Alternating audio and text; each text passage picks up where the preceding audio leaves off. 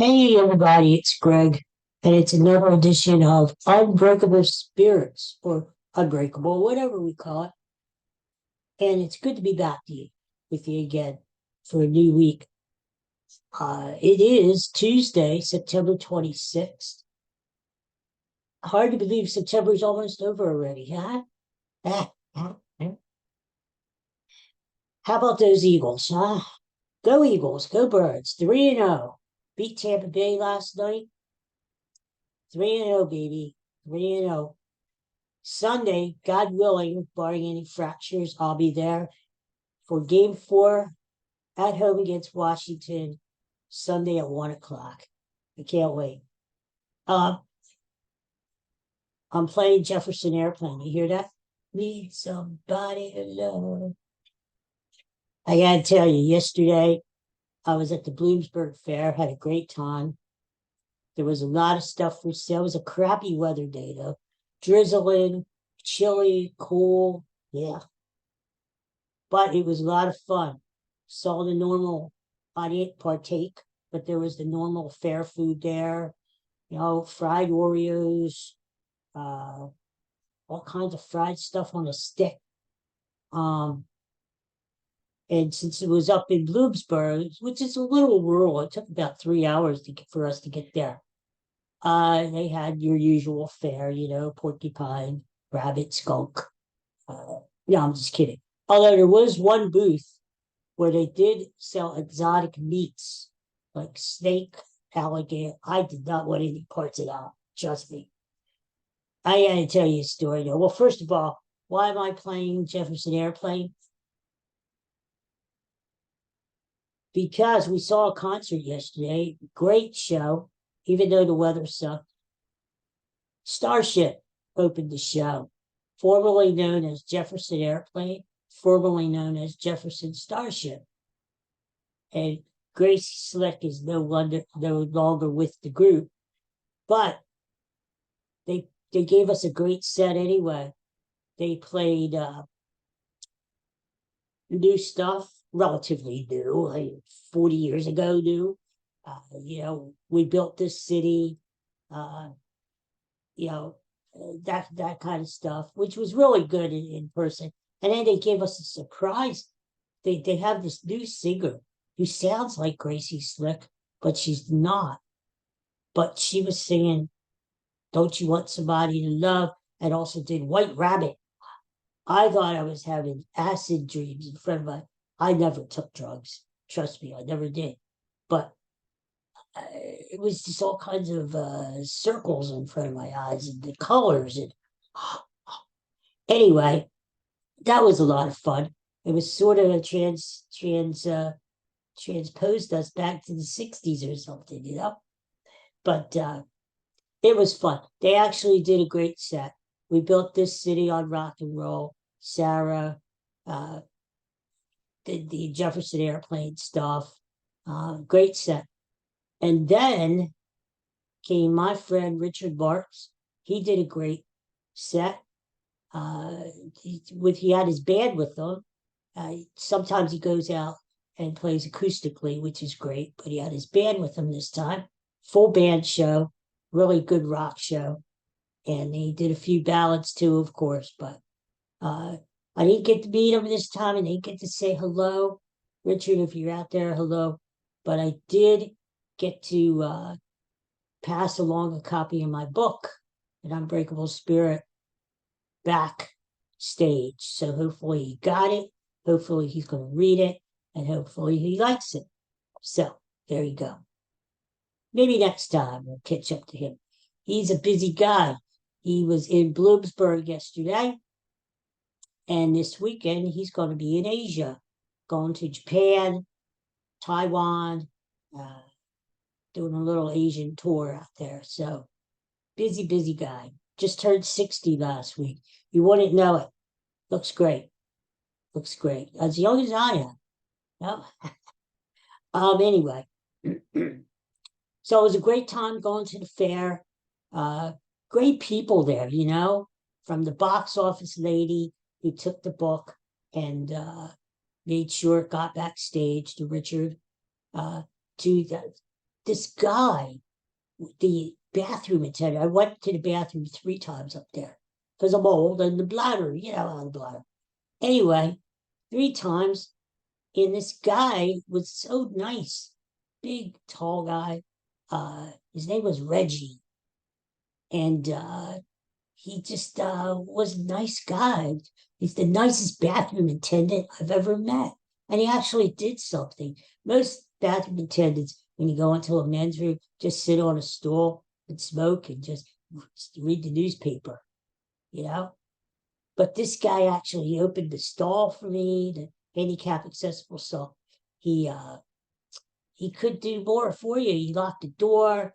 He got the hand sanitizer when I was done, ready. He's just a great guy. So 3 times all through the day, he was still there. 10:30 at night, we were leaving. He was there, Reggie. And when we exchanged names, he said, I told him my name is Greg, and he said, the big G, the big G, my man, the big G. Anyway, nice guy. I hope to see him next year. It was fun. It was fun. So I got to tell you, before I go into my story that we've been talking about, yes, Taylor Swift and Kelcie, who cares? I mean, who cares, really? I mean, they're making this thing out to be like Princess Diana and Prince Charles or some damn thing, Hey, yeah, it doesn't matter. She's a local girl, but you see her around with the Eagles sweatshirts on. But hey, it's her life. If she wants to date Travis Kelcie and wear a Kansas City Chiefs shirt, more power to her, Well, I mean, I hope it lasts. I really do. We don't even know if they're an item or not. Why am I even talking about this? But anyway, you know, I, I don't know. I hope it lasts, but my gut feeling is it won't. And afterwards, she'll write a song about it. I was 10 yards from love by Taylor Swift. Anyway, so much for that, but that's all over the place. Yeah. I can't read my writing here. Oh, Usher. Usher's going to be the main halftime performance act at the Super Bowl in February, right? They announced Usher's going to be the act, and it's like, I'm a little bit underwhelmed. I can't even tell you one Usher song. I can't. I don't know him. I know him. I know him for being around, and I know Ushers in general, but I don't know him. You mean to tell me they're running out of people like that they have to pick Usher? Okay, he's probably popular to some people who follow music, but I'm sorry, I'm just not an Usher guy. I'm not an Usher guy. But anyway, but what I'm thinking of is if they are running out of people to ask to do the Super Bowl halftime performance, why don't they just double back? And why don't they ask Bruce Springsteen to do it? Why don't they ask Paul McCartney while he's still, I hate to say still alive, but it's true, to do it? Why don't they ask Madonna again? Why don't they ask, 80s are really popular now, as I saw last night again. 2 80s bands. I mean, Richard Marx and Starship, 2 80s bands. So, they could call back some 80s people. I don't know. But so we'll see, Hopefully the Eagles are involved again this year. The Eagles are in the Super Bowl, and it won't matter because halftime I'll be snacking anyway, or using the toilet. So whatever. So I want to go back to what we were talking about when we left off on Saturday, right?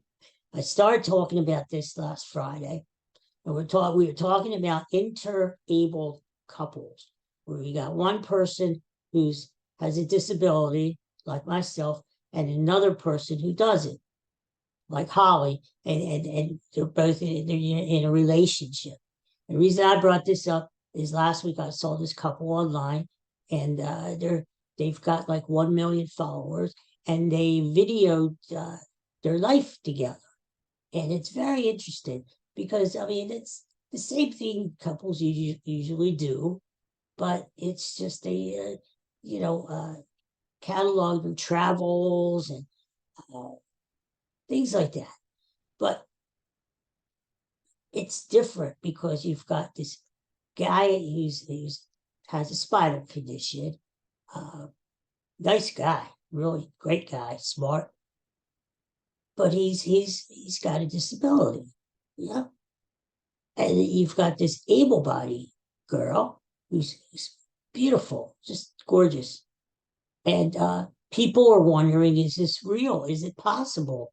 Can someone with a disability actually be with someone without a disability? Or back in the day, like they used to tell me, this kind of stay, quote unquote, stay with your own kind. You know, that was rude, wasn't it?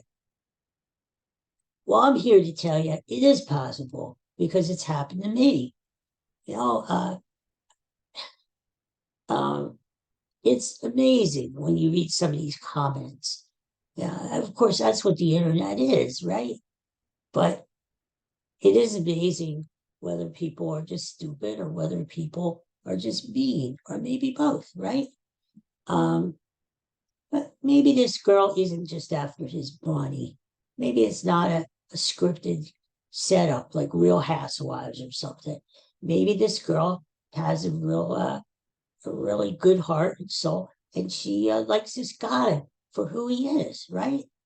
Not only his heart and soul, but maybe she digs the fact that he's a cute guy, right? And he is. So, and his disability doesn't bother her that much. She's aware that's her life. If she wants to be his caregiver too, that's her life, right?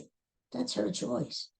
But so why I brought it up was I've been talking about my past too, how I've had, experiences with girls in my past, and it hasn't worked out for one way or another.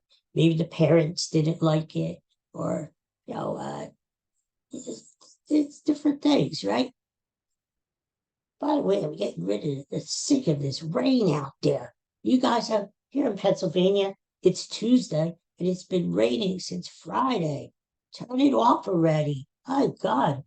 Yesterday up at the fair, drizzle, drizzle, drizzle, rain, drizzle, drizzle, rain. And it's like, no, stop it already, okay? We need some sun. And I hear it out there raining again. What the hell? Okay, so anyway, back to the thing. So so we got to I told you about how I found Holly on the internet online at a dating for older adults. And I found her there, and we reached out, connected, and I was going to tell you about the first date. Never did see, only saw pictures, never met. All right, so it was Valentine's Day, 2015, which means a lot to me because my parents were married on Valentine's Day. So it had to be a sign. Well, knowing me, I gathered a few things in a basket. I know she liked candy. I got her a box of candy, Whitman samplers, only the best. Uh, the stuffed animal, Valentine's little bear or something. A movie, Marty. Remember Marty with Ernest Borgnine? Really an old-fashioned movie. But we were talking about that movie before we met. It's about a lonely butcher up in the Bronx who finally finds love in mid-age. It's a really good movie. So I got her a copy of that. There was a whole goodie bag of goodie basket I got. So anyway, we decided we were going to have pizza. We were going to talk for a while, maybe pop in a movie. That's it, right? So shows up at my door. It was like 4 o'clock, 5 o'clock, I don't know.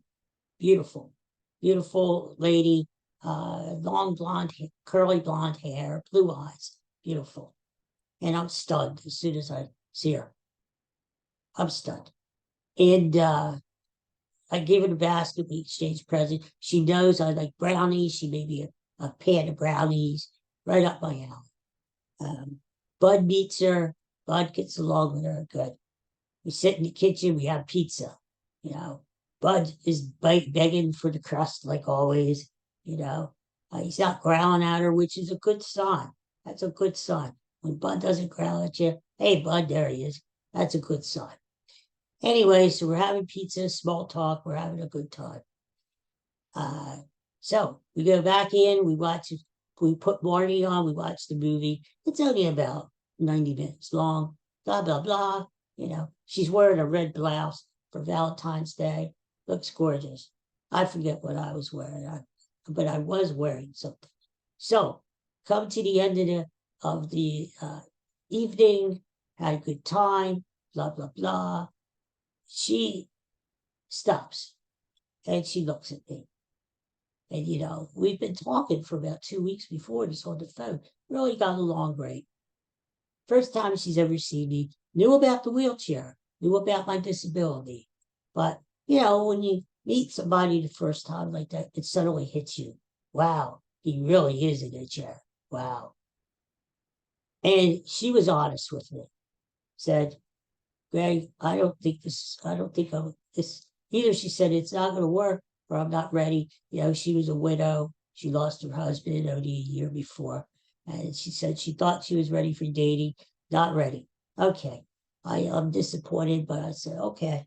So we could still be friends. I said, yeah, you know, that's fine. We can be friends, whatever. She goes to leave, right? Goes out. I'm on the porch. It's February. It's getting dark. You know, it gets dark early in February, twilight. And I'm waving goodbye to her. She gets in her little white. No, she had a van at the time. That's right, a black van. And gets in the van, takes off down the road. Waved to her. Thought, wow, she was a nice person. It's a shame, and it's not going to work out. Well, there it goes again. Another potential romantic person there, and it doesn't work out because they don't like the fact that I can't walk, right? So I said, enough with it, enough with romance, enough with love. I'm through with it. I'm done. That's it. I'm tired of getting my heart broken. I'm tired of being disappointed. Forget it. Guess what happens? Bud, thank you, Bud. There he is. Snuck out the door. Ran up the street like a bat out of hell. Maybe he was headed back to Alabama from whence he came. I don't know. But Holly's all the way down the corner. She makes the turn. And I realize Bud is flying out the door. And he's going up the street for some reason. And I'm like, Bud, get back here. Get back here. What the hell? Get back. He's not listening to me. He's a brown speck on the horizon up at the top of the street. I'm thinking, what am I going to do?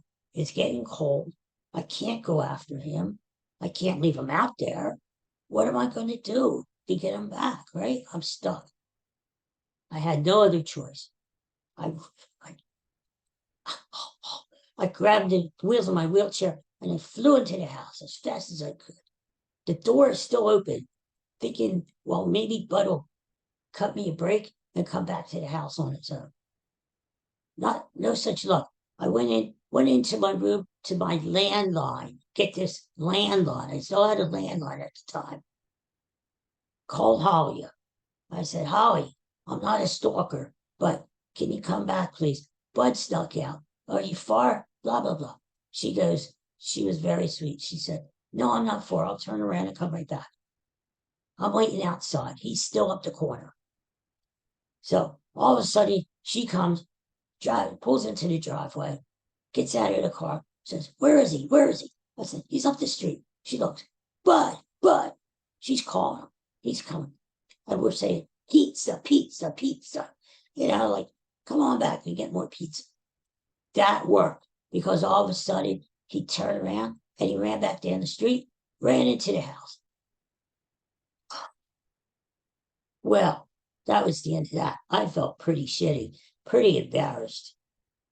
So I said, I'm sorry, whatever. She said, that's okay. So she gave me another hug and said, I'll see you, I'll see you. And she drove off again. Heartbreak number two. So she drives off. I get in the house, right? So that's the date. It was lonely. We usually talk to each other around 7 o'clock each night. No talk. Saturday night, I'm bummed out, right? I get into my jammies and eat. What else can you do when you're depressed? I don't know. Uh, Finally, make a long podcast short. I call her Sunday night. I'm not hearing from her. I just said, this may be a mistake, but I've made mistakes before. Called her up, said, sorry, I'm not a stalker again.